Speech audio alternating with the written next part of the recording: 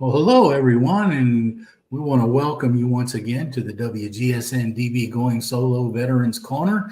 Of course, I'm your host, retired Army First Sergeant Paul Holbert, and I want to thank the audience for joining us tonight. This close to Christmas Eve coming up, and just want to take a moment to wish all of our listeners and our audience out there a wonderful holiday season and a great new year. And thank you for taking the time to join us here right before the holidays to tune in to see what we have to share with you this week. And we're going to get into tonight's guest in just a moment. But first, I want to take a moment to thank our sponsors that we have here. And first, I want to talk about Quest Jewelers from Merrifield, Virginia. They're on Lee Highway. And I've been telling you folks all along, you know, they have some of the most wonderful pieces of jewelry, whether you're looking for something stock in the jewelry case or special made pieces. And I can tell you that I have taken advantage of their skills and their wonderful work a number of times for my own wife. So I encourage you highly with the holidays here. Take a look at the website, give them a call, or even if it's post-holiday, take a look and see what they have for you. I also want to thank Nationwide IT Services. NIS is a service-disabled, veteran-owned small business located here in Fairfax, Virginia. And retired Army Warrant Officer C.K. Park and his crew have a completely talented staff there. And, of course, as I mentioned before, about 40% of his employees across the United States are veterans. And they will help you with whatever your business needs are, whether it's IT, security, 360-degree assessments, project management. CK and his folks are there to help you. So there's their website. Look them up, give them a call, tell CK that I sent you, and he'll be happy to talk to you. All right, so I want to get into tonight's show. And as some of you have noticed before, we've had guests on the show that not all of our guests have been veterans, and some of them we've had family members come on, sons, daughters, people like that come on to share the information and share the stories about their veteran relatives, whether it's a father, a brother. You know, I just want to introduce tonight's guest because he falls in that category. And I want to welcome with us tonight Deron Blevins. And Deron, thank you for taking the time to join us this evening. Oh, no problem, Paul. I appreciate the invite. Yeah, it's great to see you. And I mean, it's not like I don't see you, at least on occasion, since your shops are right down the street from me.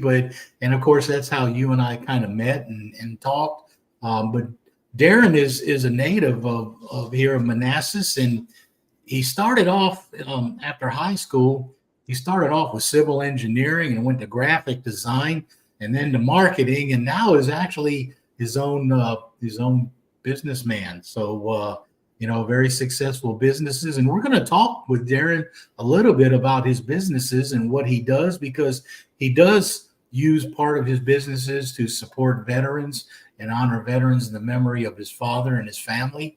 And, you know, while Deron is like some of our other guests, he never served in the military himself. He does recognize how important it is that our veterans are, and that's why he does some of the things he does in the community. So we're going to talk with him about some of those things. But first, I want to give him an opportunity to share a little information with us about his own father. William Bill Blevins, PFC, served in the Army in the first, what was it, the 81st Pershing Missile Battalion, which tells me that was some time ago, Pershing missiles. Just a little bit. Yeah. I'd actually, it's one of those funny things. Like it's one of those things where I've heard his stories. I see him post on Facebook. He'll post some old pictures sometimes. But it's not something that like I ever went out of my way to ask about or inquire about, much like a lot of people I know that serve. I do a lot of listening versus, you know, prodding and asking. But so he was I actually had to call him this evening. He was a fourth class specialist. And yeah, he was stationed. I think he served a couple years back in the day. and he was in the Pershing. I actually wrote it down. He was over there, the Pershing, with the missiles, Yeah. active live stationing over there. And I think he went across 4 times, he said, in the course of 2 years. He was out in Utah for a while for testing and various things. But yeah, he was over there, Germany, and Yeah. yeah, yeah. Yeah, I know the Persians were big in Europe at one time, especially back in the 80s, late 70s and into the 80s, big time. The Persians were still there. And in fact, when I was stationed there on several tours, they had still some old some old Hawk missile sites that, of course, were no longer used for Hawk missiles, but they were still, U.S. Army facilities, and we used to use them for various types of training at time. So, how old is your father now, Darren? Oh my goodness, you're really testing me now. I want to say he's 78. or thereabouts, anyway. Yeah, I want to say he's 78, if I'm not mistaken. Oh, wow. Yeah, Wow. born in 44. So, Okay. yeah, a good old slick haircut, 50s kind of guy. And yeah, so at that time, when he served, I guess it would have been in the late teens, early 20s. So Yeah. it would definitely classify as back in the day. So yeah. Back around the 60s, late 60s, Exactly. So getting close to 1970. that's exactly it, because he had some brothers and sisters, and 2 of his brothers were actually stationed in Vietnam and serving in Vietnam. Oh, okay. So it would have been all in and around that time that they were all kind of serving. So you come from a family of your dad and uncles and things like that were in the military during those years. Yeah. It's strange. I've been around, lots of military serving or veterans, both family and friends. And it's just, you think back and you wonder, it's like, wow, why didn't I ever join? But, everybody takes different courses in life, So, with that said, like you had mentioned, you've had other guests too.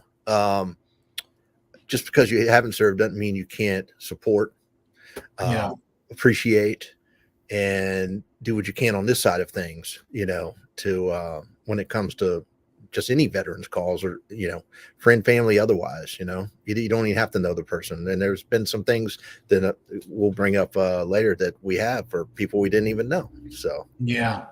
Okay. Yeah. Cause I want you to share some of that with us, with your businesses, here in a little while when we talk about that. So did your dad, do you remember anything in particular that your father shared with you? Any stories? Or I know you said he struggled just a little bit as he's gotten older. And, I just want to take a moment though, before we move on and talk about that a little bit, because, I've had several guests come on, and they've come on in lieu of like a father, and it's because they're an older veteran. And some of them, some of the older veterans have, struggled as they've aged, with remembering things and with health issues. And, I just want to remind our audience that, whether someone served a few years like your dad did, or someone served a career like we'll talk about in a minute with your father-in-law, it doesn't matter. They're still veterans. And, some of them are struggling as they get older. And, we need to remember that and keep that in mind. So I just wanted to bring that up because we've had that several times, and people don't always think about how important that is. And whether you serve just an enlistment or you made a career, you're a veteran, and you still, you're still in that veteran status, and you're still deserving of us remembering, what you did for the country. So just wanted to throw my 2 cents in on that. But go ahead. Did he ever share anything with you that, that you found interesting? Kind of chaffing back into where I never really asked a lot of questions. I did a lot of listening. When I was confirming a bit of information tonight with him, he told me a story. And so he would have been over there in Europe. And it was one night, it was him and a buddy were on watch, and they heard a gunshot, and they kind of looked at each other and said, "You hear that?" "Yeah, I heard that." And he said, that was a rifle shot. I said, yeah, there's no mistaking. I know what that's a rifle. Yeah. So they kind of went on to, started to look around, and it was dark. And then they heard a bunch of commotion. And as they got closer, they were on the radio, and someone else, yep, heard that too. So they were all kind of converging, and they get near this razor wire fence. And there was something going on in the razor wire fence. And it turned out it was a German soldier who was surprised. I shouldn't say surprised, but you hear the story and the stereotypes, but he was drunk. And he had, I forget if he said he was fired off a rifle, but he was stuck in this razor wire. And he was just, doing what he can. He said he had the bayonet in it. So he's trying to cut it this way, but he was trying to climb over something in a drunken stupor at this army base.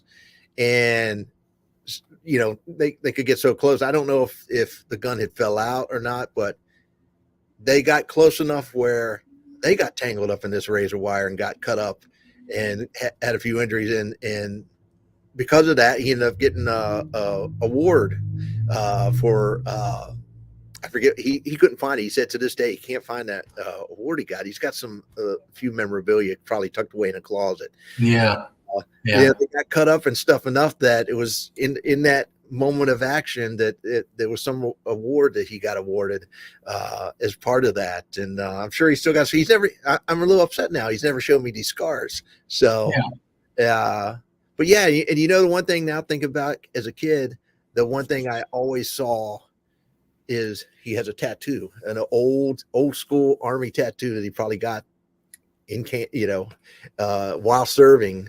But yeah, that was the one story he had never told, which I'm surprised, because when all the uncles got together, they told stories like you wouldn't believe. Not about serving, but just stories, and you would swear that they were all fake, but they would all have the same story. So, but he told that one tonight, and I just kind of shook my head a little bit, because it had tinges of those all those brother stories of them growing up and stuff. So, yeah. Well, you have to hit him up for some more, to remember, and because and that's true. When you get a bunch of veterans together, they have that camaraderie, and they tend to kind of, how can I say, they'll talk about things that they normally don't talk about in other circles. Yeah. And just an example of that, I had breakfast Monday morning with the fellow veteran, the lieutenant colonel, retired in the Army, and in fact, he had been a guest on my show a little while back, and we keep in touch. And we met Monday for breakfast just to get together, and as two old veterans, two old crusty old guys, and we sat there in the Cracker Barrel restaurant together for about an hour and a half, and sipping on coffee, playing with the food, but we were just sharing stories left and right. So you'll definitely have to get your dad to share some more. I also want to I'm going to try to remember too, and something that I think will definitely be something you might like to have and keep, especially since you don't have a whole lot of information about your dad's service. I'm going to send you, and if for some reason it slips my mind the next time you and I talk, if you hit me in the head and remind me, because I'm getting old and forgetful too, but I'm going to send you a website. It's to the National Archives. Okay. And you can go in there with your dad's information, and you can actually request certified copies of his DD-214 that has all the service information on it, to include any awards he got. That's interesting. He would probably get a lot out of that, because I actually linked him to when I Googled his first 81st Pershing Battalion. Yeah, the missiles. There was actually a Facebook group that came up that I ended up sending him a link for. Say, hey, you got to join this group. You might have some long lost buddies in there. Yeah, but it's quite possible. Yeah. Yeah, he would totally love that link, actually. Yeah. Well, that's a good idea. So I'll try to remember to send you that. And like I said, the next time I see you, if for some reason it'll probably prompt me to, like, you forgot to send him that link. But I still have that information. And in fact, I left when I retired from the Army, I took about 6 certified copies of my DD-214 with me because people were telling me, you got to make sure you have them for whatever reason. And I decided before I put that information out on the show, I decided to try that National Archive site myself. And I did, and they did. They sent me 2 more certified copies of my DD-214. So I'll share that, and that way you can get some more information about your dad and then maybe prompt some more discussion with him. Yeah, that would be fascinating. That would be fascinating. So what about your father-in-law? You was Master Sergeant Joe Sturdivant? That's it. Yep. Yeah, served in what, over 20 years in the Army and retired. Tell us a little bit about him. Yep. So I'm still totally friends with my ex-wife. We were together a long time. So of course they're all still family to me. Yeah. So yeah, my father-in-law is 20 plus year veteran, and they went everywhere. I think they were overseas for a while. I remember California, Hawaii, Texas, Virginia here. I think towards the end of his career or post-career, doing some work out there at Vint Hill, of course, Belvoir, as a civilian, but still kind of active. He only really retired. Oh man, not too long ago. He hung in there for a while working, but yeah, 20 plus years serving. And I remember one of the first times I was calling, before I was married, I was calling and he answered the phone. And this was probably one of my favorite stories because at that time, unlike now, when I'm struggling a little follically challenged here, at that time I had the long hair, I was in a heavy metal band, I had the ponytail, and he knew that. And so he was still full on in that Master Sergeant, stone face phase. And I called, he answered the phone, and, I kind of heard at the time, for my wife at the time was my girlfriend, or my ex-wife was my girlfriend. And I heard that, he was like, he's kind of, you got to be careful. He knows you got long hair. So he answered the phone, and my relationship icebreaker was, "This is Deron Blevins, code 3478, requesting permission to talk to your daughter." And that kind of broke the ice there after that. And after that, we were pretty good. He was still kept me at arm's length there for a little bit. But so Joe was 20 plus years, decorated, and then one of his sons is still serving, 20 plus year Air Force. He's currently over in Hawaii. So he'll, I call that career. And yeah, great guy. Yeah. And I just wanted to thank Cece too, while you were speaking. She actually put that archive site on the bottom of the screen. So it'll actually be on the recording of the show. There we go. Yeah. Thank you. Thank you, Cece. She's always on the ball. There you go. Keep this stuff on my webpage from past shows for information. Perfect. And she knows just where to find it. So thank you for putting that up. And yeah, it's always interesting. You're going to have to ask, if you're still communicating with your father-in-law on occasion, or your dad for that matter, serving in Germany. You kind of were telling me that story about your dad and the drunk German soldier caught in the wire. I'm wondering, you're going to have to go back and ask your dad, or maybe even your father-in-law, if you have a conversation with him while he was in Europe, if he ever got into any entanglements with wild boar while they were in Germany. Oh, wow. Yeah, because I got to tell you, I could sit and share several wild boar encounters with you while I was over there. And your dad, it might be a good, just a good conversation starter to ask him one day. Ask him if he ever had any experience with some of the wild boars while he was over there, and see what kind of stories he can tell you. Yeah, because I can tell you they can be pretty wild. All right, so Deron, we're gonna take a break here very quickly. And when we come back, we're going to continue talking to Deron, and I want to talk with him a little bit more about his businesses. that he now has, and what he does within the community with for the veterans and with his businesses. So for those of you out there in the audience, stay tuned. We'll be right back.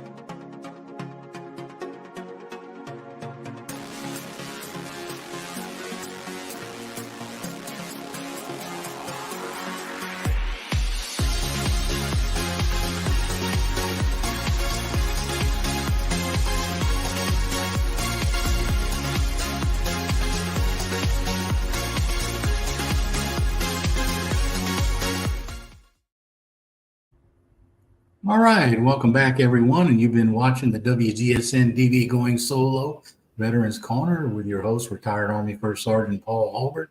And we've been speaking tonight with our guest, Deron Blevins. And Deron is a native of Manassas, Virginia, and of course still lives in the area. And we were talking to him earlier about his father. I think Deron, I think you said we had him as a PFC, but he was a specialist 4. Yep, class specialist. Yep. Yeah, specialist 4. They call them spec 4s. They used to call them still when I was in the Army. That's what he said. 81st Pershing Missile. Yep. And then of course your father-in-law, retired Master Sergeant Joe Sturdivant, also serving. And I know we were talking before the break that you yourself did not end up serving in the military, but you have family members that did, and I know that was always something to you that you thought was important.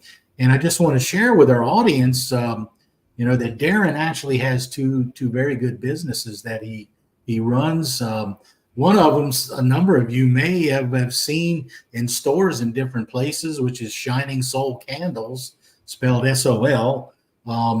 We always thought that was interesting, and he's got a nice flagship store here in Manassas, Virginia. And I have to tell you, my wife and I have been in it a number of times.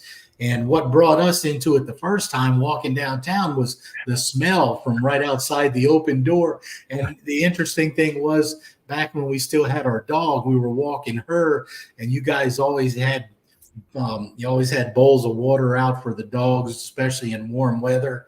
And then you had dog biscuits in the shop for the dogs.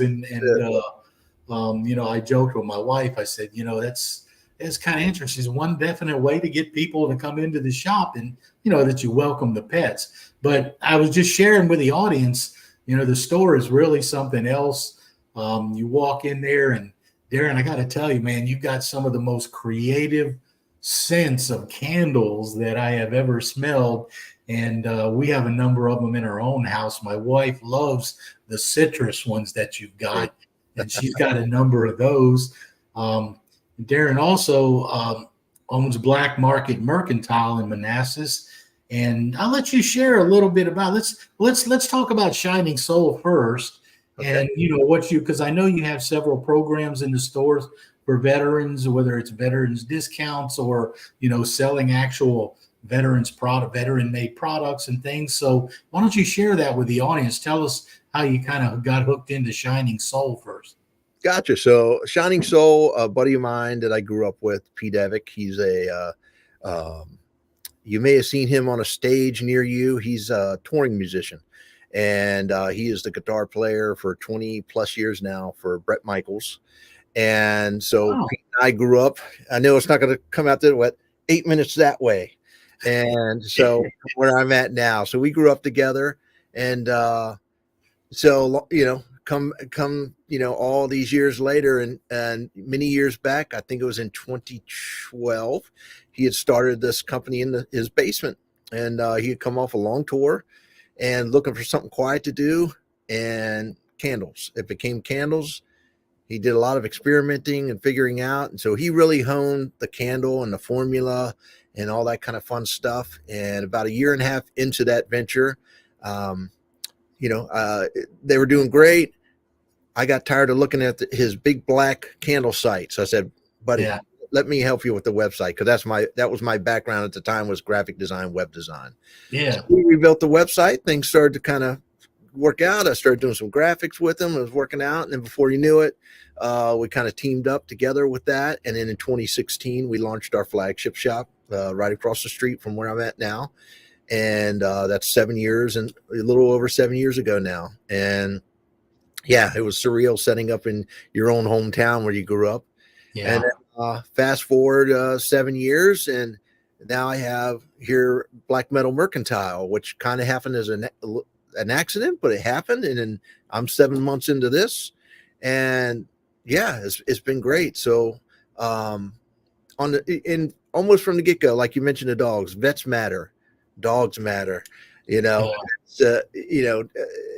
we've always from the get-go of Shining Soul offered military discounts, police, fire, military, because same thing, we're not firemen, we're not policemen, we're not veterans, but it's a no-brainer to support all three of those needs.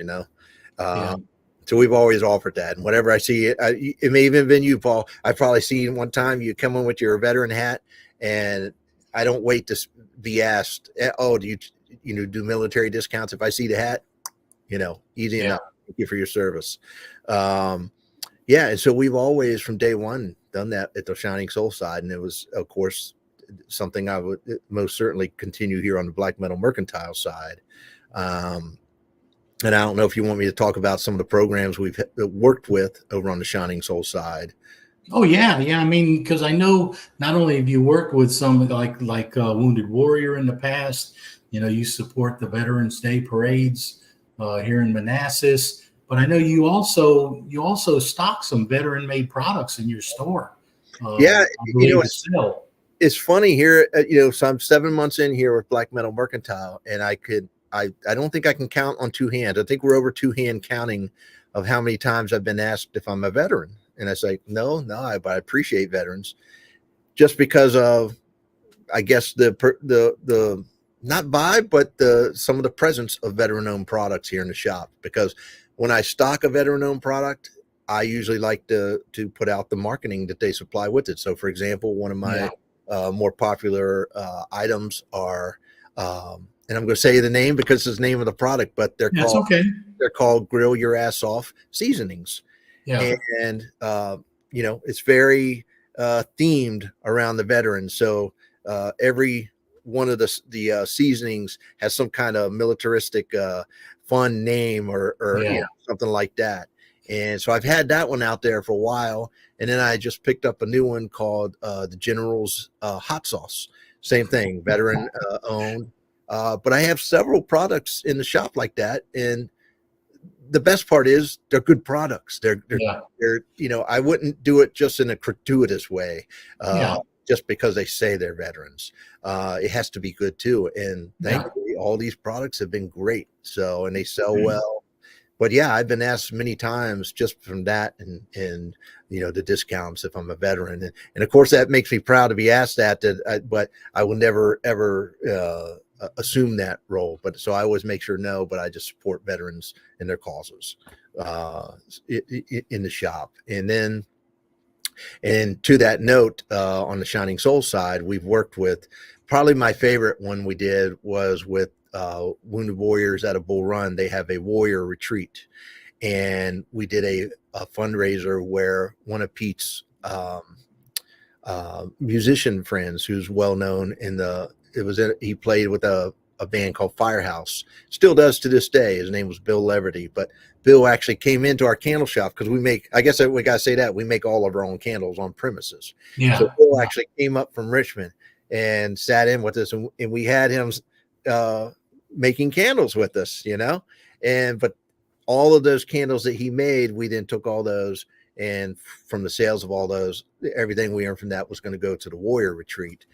So we worked with them on that, and that was good. And I'd actually like to work with them again on some more stuff, but I really like that facility they set up there in Bull Run, because it basically serves families that have been affected by PTSD, and it gives, if I'm not mistaken, it was giving soldiers who are trying to reconnect with their families a place to come in a peaceful environment and kind of reintroduce themselves back to the family and to reconnect, which I think is amazing that a facility like that exists. So yeah, that was probably the most favorite thing that we've done that I participated with on that side. But then we've done some candles where we've and really some individuals where we've done some fundraising with some of the items and donated to a cause like that. Yeah, I always thought when, the first few times I came in your candle shop, I always thought it was interesting in some of the candles, because you guys have some of the most unique smelling candles. And I mean, some of them smell really good. Yeah. And like I said, my wife's kind of hooked on your citrus line. Yeah. She loves the orange and the lemon and some of that stuff. Right. But then I started noticing you had candles in there that were named after rock groups and all kinds of stuff. So I got to ask you though, how do you come up with the smell of Def Leppard?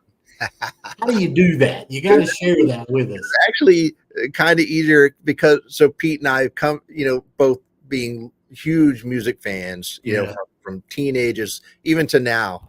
And I'll tell you how it inspired my logo and my Black Metal Mercantile name. But, so we would key in on song lyrics. So for example, Def Leppard had a song called Pyromania.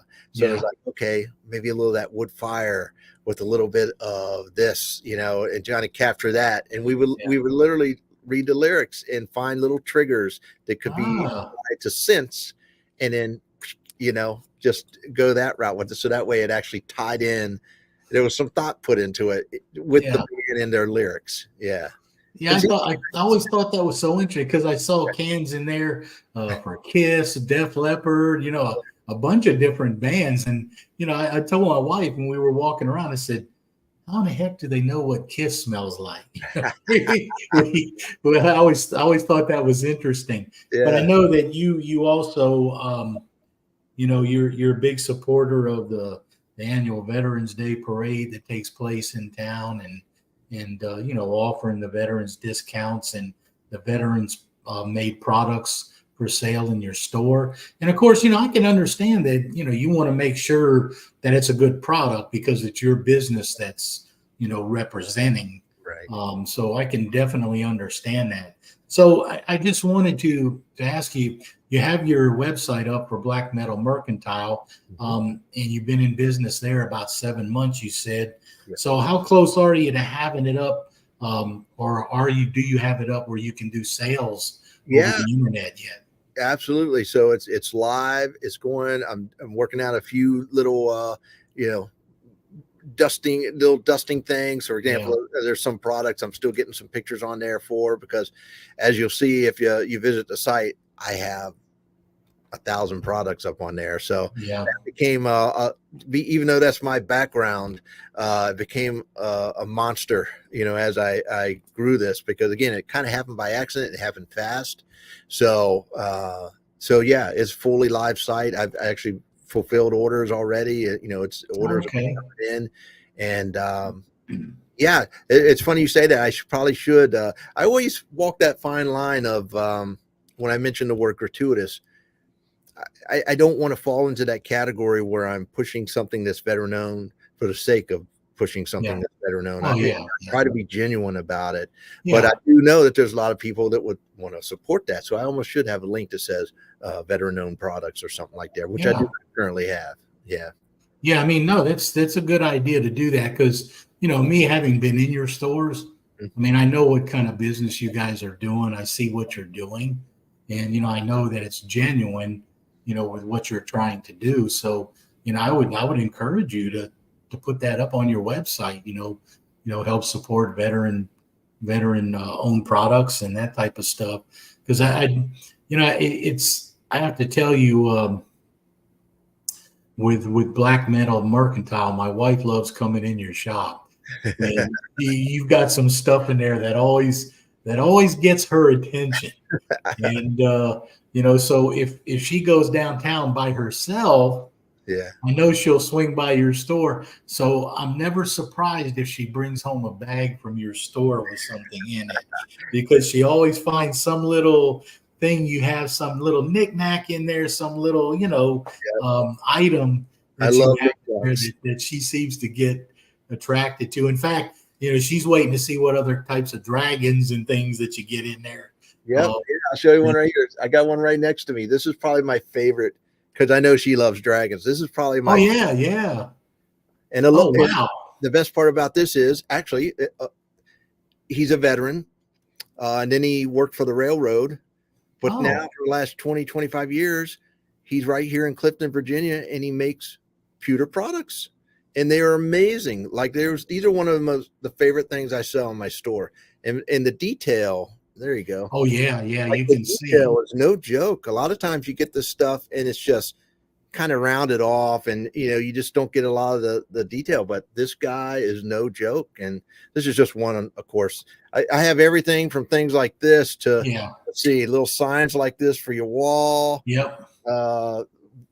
Flower vases. My goal with Black Metal Mercantile was I love old general stores. I got kind of a little old soul that I like that walking into those old general stores, they had a little bit of something for everybody, a little food and snack, a little home decor, a little this, that.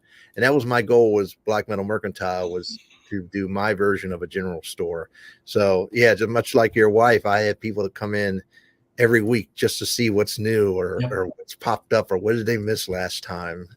I love knickknacks. I like little thingamabobs, little everything. That's right up her alley. Well, I got to tell you, Deron, I really, really am grateful to have you take the time to come on our show, and because not only you here locally, but you're in the community. Your shining soul is spread out into at one point over 300 plus stores over a number of states, and you're getting started with Black Metal Mercantile now. Trying to expand what you're doing. And I have to tell you, I mean, I really want to thank you for what you're, for remembering the veterans and what you're doing in your shops, selling their products, and of course, offering shoppers veterans discounts and supporting wounded warriors around the area. You're doing a lot to try to give back to that part of the community. So, we're really grateful. I want to ask you a question before we leave, though. If you had one thought to share, if you wanted to share with the audience or the veterans, or just whoever is listening in general, what would you like to share? Oof. All right. It's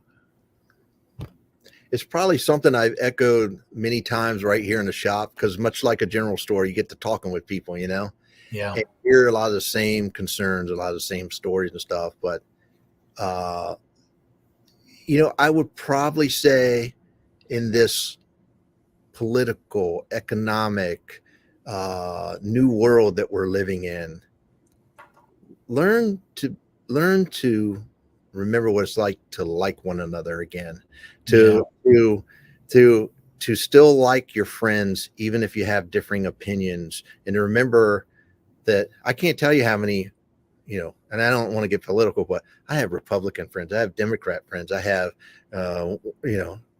across the board, and they're still my friends. Their viewpoints for the most part don't define our friendship.